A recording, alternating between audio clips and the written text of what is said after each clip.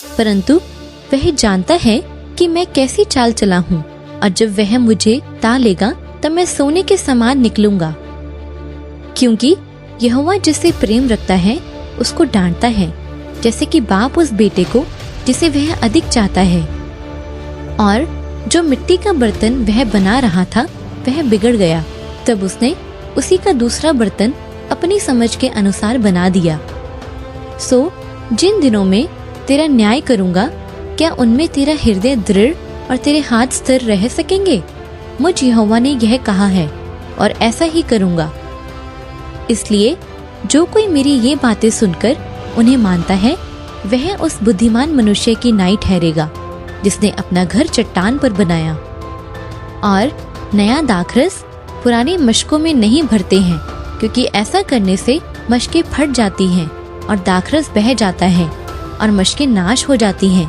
परंतु नया दाखरस नई मशकों में भरते हैं और वह दोनों बची रहती हैं। इसलिए जिसे बहुत दिया गया है उससे बहुत मांगा जाएगा, और जिसे बहुत सौंपा गया है उससे बहुत मांगेंगे।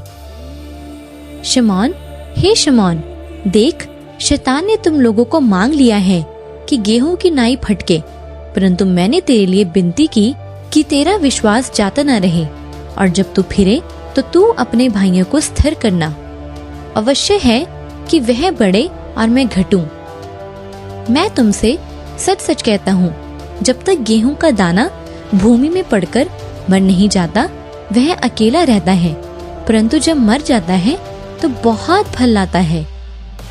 जो डाली मुझ में है और नहीं फलती उसे वह काट डालता है, और जो फलती है उसे वह छांटता है ताकि और फले। तुम मुझ में बने रहो और मैं तुम में।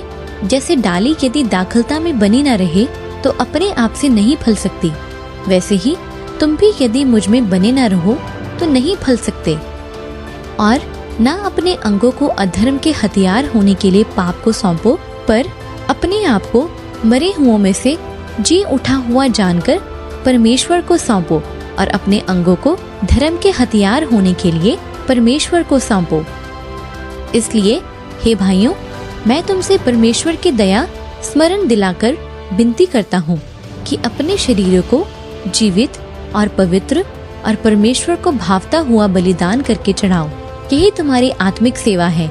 और इस संसार के सदृश ना बनो, परंतु तुम्हारी बुद्धि के नए हो जाने से तुम्हारा चाल चलन भी बदलता जाए, जिससे तुम परमेश्वर की भली और भावती और सिद्ध इच्छा अनुभव से मालूम करते रहो। इसलिए हम हियाव नहीं छोड़ते, यद्यपि हमारा बाहरी मनुष्यत्व नाश भी होता जाता है, तो भी हमारा भीतरी मनुष्यत्व दिन प्रतिदिन नया होता जाता है, क्योंकि हमारा पल भर का हल्का सा क्लेश हमारे लिए बहुत ही महत्वपूर्ण और अनंत जीवन महिमा उत्पन्न करता है। तुम किसी ऐसी परीक्षा में नहीं पड़े जो मनुष्य के सहने से बाहर है, और परमेश्वर सच्चा है, वह तुम्हें सामर्थ्य से बाहर परीक्षा में न पड़ने देगा, वरन परीक्षा के साथ निकास भी करेगा कि तुम सह सको। क्योंकि यद्यपि हम शरीर में चलते फिरते हैं तो भी शरीर के अनुसार नहीं लड़ते, क्योंकि हमारी लड़ाई के हथियार शारीरिक नहीं पर गढ़ों को ढा देने के लिए परमेश्वर के द्वारा सामर्थी है। और उसने मुझसे कहा, मेरा अनुग्रह तेरे लिए बहुत है, क्योंकि मेरी सामर्थ निर्बलता में सिद्ध होती है। इसलिए मैं बड़े आनंद से अपनी निर्बलताओं पर घमंड करूंगा कि मसीह की सामर्थ मुझ पर छाया करती रहे। इस कारण मैं मसीह के लिए निर्बलताओं और निंदाओं में और दीर्घता में और उपद्रवों में और संकटों में प्रसन्न हूँ, क्योंकि जब मैं निर्बल होता हूँ तभी बलवंत होता हूँ। और मुझे इस बात का भरोसा है कि जिसने तुम में अच्छा काम आरंभ किया है वही उसे यीशु मसीह के दिन तक पूरा करेगा। विश्वास की अच्छी कुश्ती लड़ और उस अनंत जीवन को धर ले जिसके लिए तू बुलाया गया और बहुत गवाहों के सामने अच्छा अंगीकार किया था। मसीह यीशु के अच्छे योद्धा के नाई मेरे साथ दुख उठा। हे मेरे भाइयों, जब तुम नाना प्रकार की परीक्षाओं में पड़ो तो इसे पूरे आनंद की बात समझो, यह जानकर कि तुम्हारे विश्वास के परखे जाने से धीरज उत्पन्न होता है। इसलिए परमेश्वर के अधीन हो जाओ और शैतान का सामना करो, तो वह तुम्हारे पास से भाग निकलेगा। और इस कारण तुम मगन होते हो।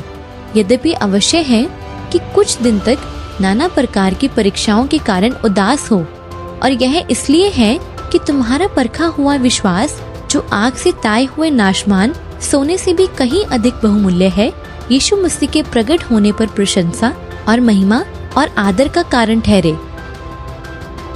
हे प्रियो, जो दुख रूपी अग्नि तुम्हारे परखने के लिए तुम्हें भड़की है, इससे यह समझकर अचंभा न करो कि कोई अनोखी बात तुम पर बीत रही है, पर जैसे जैसे मसीह के दुखों में सहभागी होते हो, आनंद करो, जिससे उसकी महिमा के प्रकट होते समय भी तुम आनंदित और मगन हो।